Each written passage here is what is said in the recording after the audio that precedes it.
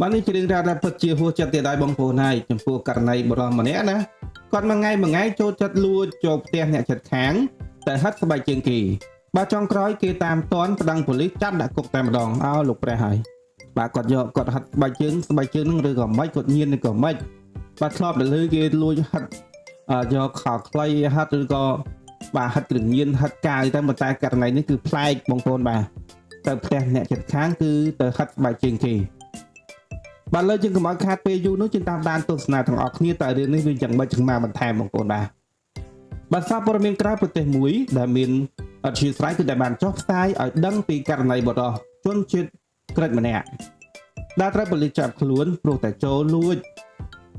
ចូលនៅក្នុងផ្ទះអ្នកជិតខាងដើម្បីទៅហាត់ស្បែកជើងរបស់គេពេកលោកព្រះបាទតាមសម្ដីអ្នកជិតខាងបាទរៀបរាប់ប្រាប់សារព័ត៌មានខាងលើនោះបានឲ្យដឹងថាបាទគេក៏បានដាក់ស្បែកជើងហាលនៅខាងក្រៅផ្ទះហើយបរិសុទ្ធខាងលើក៏តែងតែចូលមកហាត់2ទៅ3ដងហើយ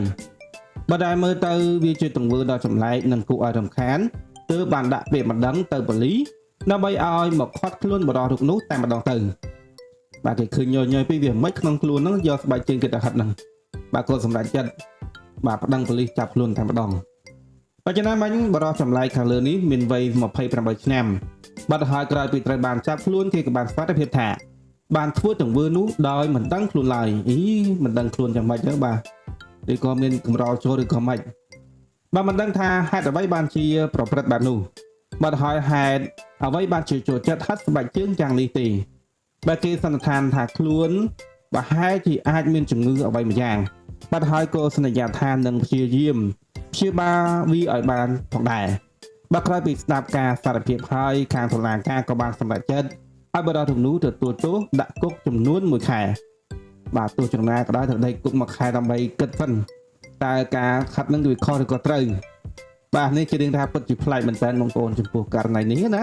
បាទហើយព័ត៌មាននេះដែរគឺមានតែប៉ុណ្ណេះទេបាទសូមអរគុណសូមជម្រាបលា